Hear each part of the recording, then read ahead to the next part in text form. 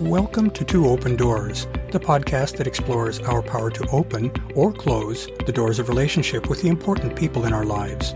We hope you'll learn from and share your wisdom with our community. Thanks for joining us.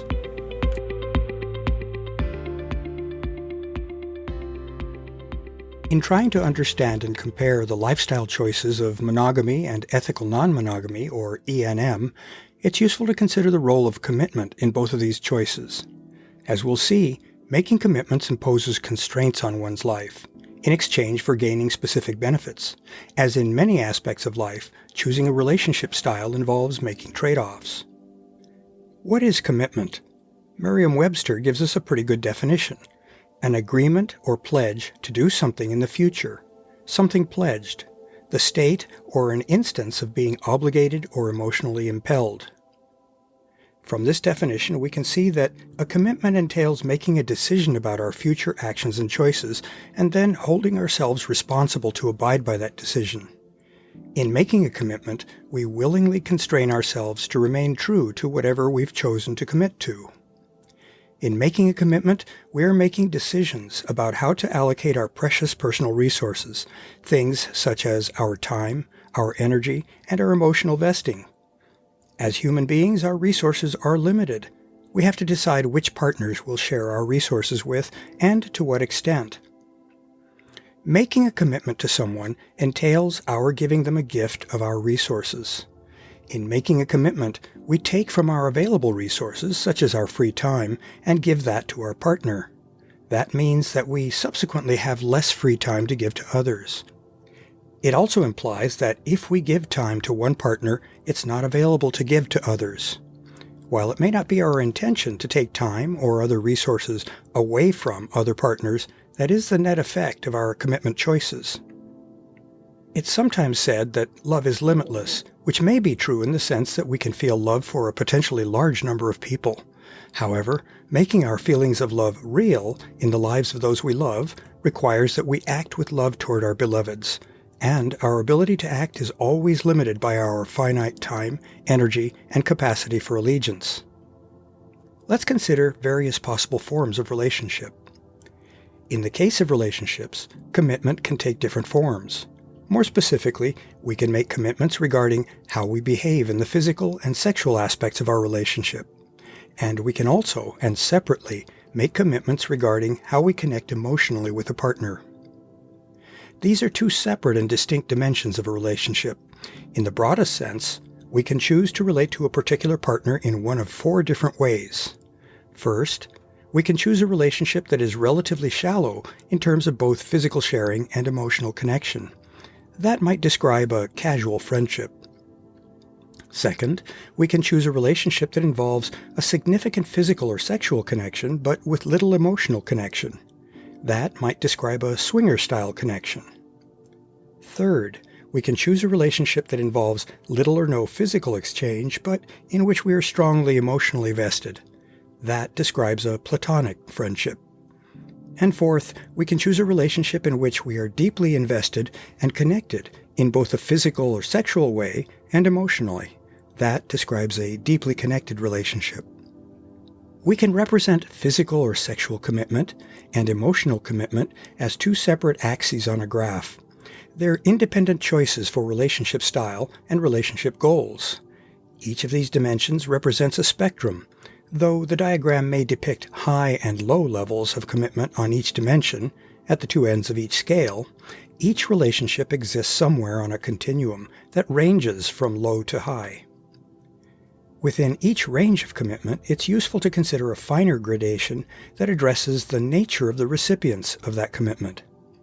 A given relationship may allow for multiple, non-exclusive commitments, as would be the case for a relationship that entails, say, a high level of commitment directed at multiple, non-exclusive partners.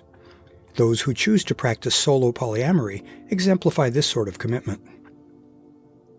As a somewhat narrower form of commitment, a relationship might involve commitment made exclusively to a group of multiple partners. Such would be the case for a polyfidelitous commitment.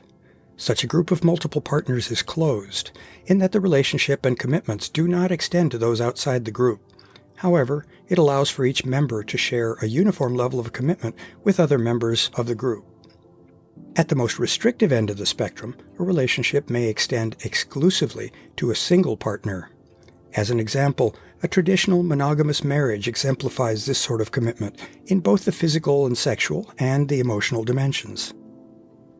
It's worth thinking a bit about exclusivity. What does that term mean in the context of relationships? As a first observation, the term is used as a descriptor for relationship style, such as in establishing an exclusive sexual relationship with a particular partner. What that means is that one chooses to make commitments that result in sharing specific resources, such as one's sexual access, with only the one exclusive recipient. Conversely, having a non-exclusive relationship leaves a person free to share resources with multiple potential partners.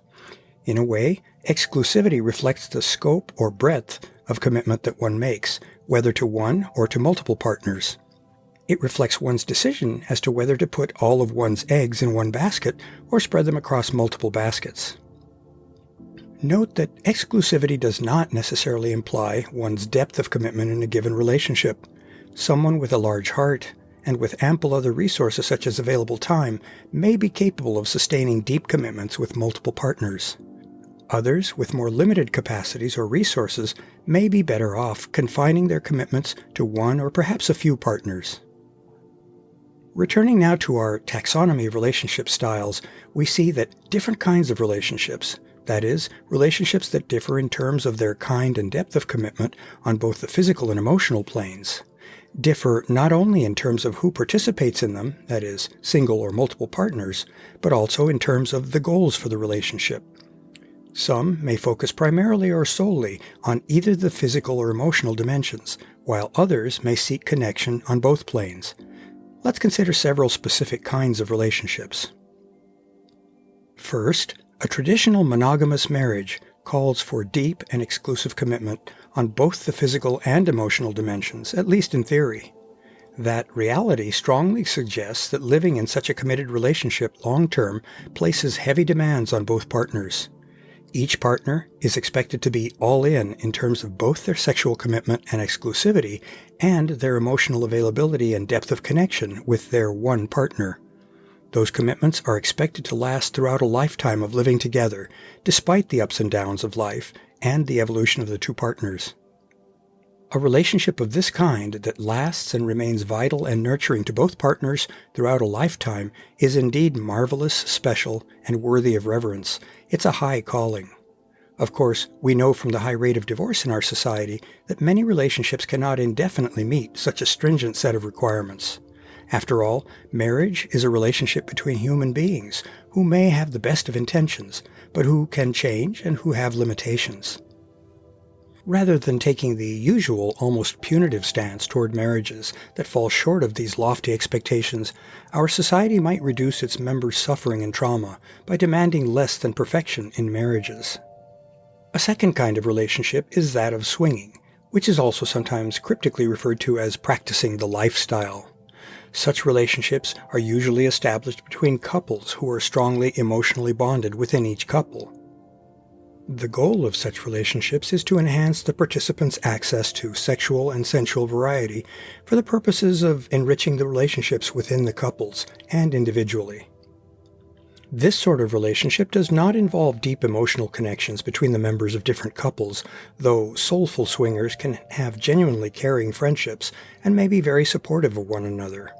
Some couples may explicitly agree to not participate in potentially emotionally bonding experiences, such as kissing outside the couple.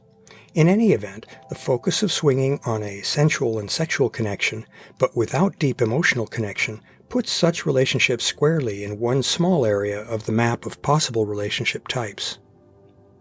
Friends with benefits, or FWB, and best friends forever, or BFF, are two other kinds of relationships that occupy small portions of the relationship type map. They differ in the kind, as well as in the breadth and depth of the connections that they create. To look at one more relationship style, let's consider polyamory. Polyamorous, or poly, relationships are characterized by a desire for deep emotional connection between partners. In fact, there are poly relationships in which sexuality plays little or no role. Corresponding to this focus on emotional connection, we see that poly relationships span the entire high emotional connection area of a relationship map, apart from the limited exclusive relationship portion that describes monogamous marriage. There is a huge breadth of variation within poly relationships, spanning the degrees of emphasis on physical or sexual versus emotional connection. Such relationships also vary in terms of exclusivity or non-exclusivity of commitment between the participating partners. What they have in common is two things: a focus on emotional connection to a greater or lesser degree, and the involvement of more than two participants. That huge range of variation suggests that there is at least one style of polyamory that fits the needs, desires, and nature of a given participant. Painting from such a broad palette may offer a viable or even a preferred alternative to traditional monogamous marriage for many people. Finding an optimal relationship style requires patience, some courage, and some experimentation on the part of those who are receptive to considering such non-traditional relationships.